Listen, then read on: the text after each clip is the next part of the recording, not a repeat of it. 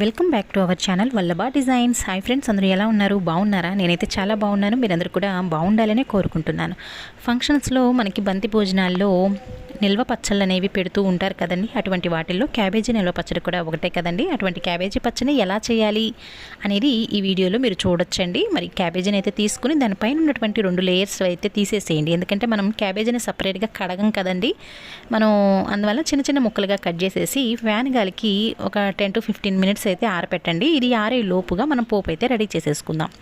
Stove వెలిగించుకుని stove మీద pan అది పెట్టేసేసుకుని ఒక 1/2 కప్పు వరకు ఆయిల్ వేసేసి ఎండుమిర్చి అంటే పోపు దినుసులు అనేవి మీకు తెలుసు కదా, వాటిలన్నిటిని వేసుకోండి. వాటితో పాటుగా ఒక 10 వరకు మెంతి గింజల్ని, ఒక 10-15 వెల్లుల్లి రబ్బల్ని కచ్చా పచ్చాగా నల్లకొట్టి వేసేసి ఇంగు కూడా వేయండి. కరివేపాకు వీటితో పాటుగా ఇంగు కూడా వేసినట్లయితే టేస్ట్ అనేది ఇంకొంచెం బాగుంటుందండి.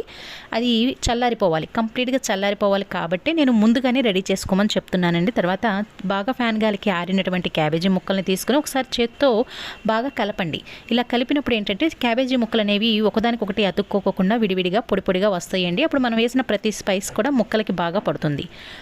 తర్వాత కొద్దిగా పసుపు, ఒక స్పూన్ వరకు, పెద్ద స్పూనేనండి, పెద్ద స్పూన్తో ఒక స్పూన్ వరకు నేను ఉప్పుని కారాన్ని కూడా వేసేసాను. తర్వాత దీనిలోకి ఒక 1/2 స్పూన్ లేదా చిన్న స్పూన్ అయితే ఫుల్ స్పూను ధనియా పౌడర్ని, 1.5 స్పూన్ల వరకు ఆవపిండిని, అప్పుడే ఫ్రెష్గా మిక్సీ వేసినటువంటి, అంటే అప్పటికప్పుడు నేను వేసుకోవాల్సి వచ్చి వేసుకున్నానండి. మీ దగ్గర ఆల్రెడీ మెంతి పౌడర్ కనుక ఉన్నట్లయితే ఒక 1/2 స్పూన్ వరకు మెంతి పౌడర్ని కూడా వేసుకోండి. ఎక్కువ అయితే వేసుకోకండి, కొంచెం చేదు అనేది వచ్చింది. ఆల్రెడీ మనం పోపులో కూడా మెంతి గింజల్ని యాడ్ చేసాం కాబట్టి ఈ మెంతి పౌడర్ అనేది చూసుకొని వేసుకోండి. ఇప్పుడు దీనిలోకి మీకు ఇష్టమైనట్లయితే వెల్లుల్లి రెబ్బల్ని కూడా వేసుకోండి. నేను క్యాబేజీ మీకు చూపించాను కదండి స్టార్టింగ్లో, అది వచ్చేసరికి 1/2 కేజీ. ఇది మొత్తం అయితే నేను వేయలేదు, 1/2 పార్ట్ వరకే వేశాను. ఇప్పుడు బాగా ఒకసారి అయితే కలిగి పెట్టేసేసేయండి. ఈ ఉప్పు కారాలు బాగా కలిసేలాగా కలిగి పెట్టేసేయండి. తర్వాత ఈ క్వాంటిటీకి వచ్చేసరికి మీడియం సైజు ఉన్నటువంటి నిమ్మకాయలు 2 అయితే తీసుకున్నానండి. 2 పడతాయండి. కొంచెం క్వాంటిటీ మీకు ఎక్కువ ఉంది అని మీరు చేసుకునేటప్పుడు అనుకుంటే కొంచెం నిమ్మరసాన్ని కూడా పెంచుకోండి. ఉప్పు కారం అనేది ముందే ఒకేసారి వేసేసేయకండి, ఎందుకంటే లాస్ట్లో మనకి కలుపుకోవచ్చండి ఏదైనా తగ్గినట్లయితే. అందుకని ఎక్కువైతే మనం ఏం చేయలేం కదా, తక్కువ అయితే వేసుకోవడానికి ఆప్షన్ ఉంది కాబట్టి తక్కువ చూసి వేసుకోండి.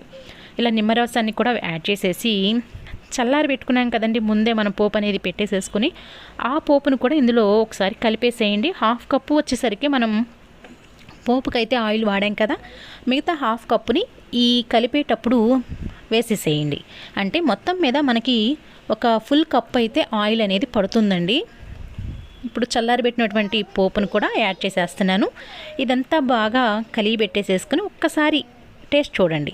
ఏదైనా ఉప్పు కానీ కారం కానీ ఏదైనా తగ్గింది అనిపిస్తే అది మీరు యాడ్ చేసుకోండి మీ స్పైస్ని బట్టి. అందరూ ఒకే స్పైస్ లాగా తినరు కదండి, ఒక్కొక్కరు ఒక్కొక్క రీతిగా తింటారు కాబట్టి స్పైస్కి తగినట్లుగా అయితే ఇది యాడ్ చేసుకోవచ్చండి. పచ్చళ్ళు రాని వాళ్ళు కూడా ఈజీగా పట్టేయొచ్చండి. ఇలా బాగా మొత్తం కలిసేలాగా మిక్స్ చేసిన తర్వాత, అంటే స్పైస్ కూడా ఒకసారి చెక్ చేసుకున్నాకనే మూత పెట్టేసేసి పక్కన పెట్టేసేయండి. ఒక 2-3 గంటలు కదిలించకుండా పక్కన పెట్టినట్లయితే ముక్క అనేది బాగా ఊరిద్దండి. నేను చెక్ చేసుకుంటే నాకు కొంచెం కారం పట్టిద్ది అని అనిపించింది, ఎందుకంటే మేము కారం కొద్దిగా ఎక్కువ తింటాము, అందువల్ల వేసుకున్నానండి. మూత పెట్టేసేసి కదిలించుకోకుండా పక్కన పెట్టేసేయండి. ఇది బ్రేక్ఫాస్ట్ అయిన తర్వాత మీరు రెడీ చేసుకున్నారు అంటే లంచ్ టైంకి బాగా రెడీ అయ్యి ఉంటుందని చూస్తున్నారు కదా. లంచ్ టైంకి నేను బ్రేక్ఫాస్ట్ అయిన తర్వాత చేశానండి. లంచ్ టైంని చూస్తున్నారు కదా, ఇలా అయితే వచ్చిందండి. బాగా మనం వేసిన ప్రతి పొడి కూడా ముక్కలకి బాగా పట్టి నూనె అనేది బాగా తేలుతుంది, చూస్తున్నారు కదా. ఎక్కువ నూనె అనేది నేనేమీ వేయలేదండి, మీడియం సైజు కప్పేనండి. అది కూడా చూస్తున్నారు కదా, చక్కగా ముక్కకి బాగా అన్నీ పట్టున్నాయండి. మరి ఏదైనా ఆఫీస్ వెళ్ళే వాళ్ళు డైలీ ఏదైనా పచ్చళ్ళు తినాలి అనుకునేటప్పుడు, పచ్చళ్ళు మనకి పెద్దగా ఇప్పుడు ఎవరు కలిసి ఉండట్లేదు కదండి, అంటే జాబ్ నిమిత్తం పెద్దవాళ్ళు ఒక చోట మనం ఒక చోట అట్లా ఉండే వాళ్ళకి ఇది బాగా యూజ్ అవుతుందండి. అప్పటికప్పుడు చేసుకోవచ్చు, ఎక్కువ క్వాంటిటీ కూడా అవసరం లేదు, కరెక్ట్గా కొలతలు అయ్యి వచ్చి ఉండాలి అన్న ఆప్షన్ కూడా లేదు. కాబట్టి రాని వాళ్ళు కూడా ఒకసారి తప్పకుండా ట్రై చేయండి. మరి ఈ ఛానల్లో మరిన్ని రెసిపీస్ని ఇలాంటివి చూడాలి అంటే ఛానల్ని అయితే సబ్స్క్రైబ్ చేసి లైక్ చేసి షేర్ చేయండి. మరి సపోర్ట్ చేస్తారు కదా ఫ్రెండ్స్. మరి రేపు మరొక చక్కటి వీడియోని మీ ముందుకు తీసుకొస్తానండి. అంతవరకు సెలవు. Thank you for watching.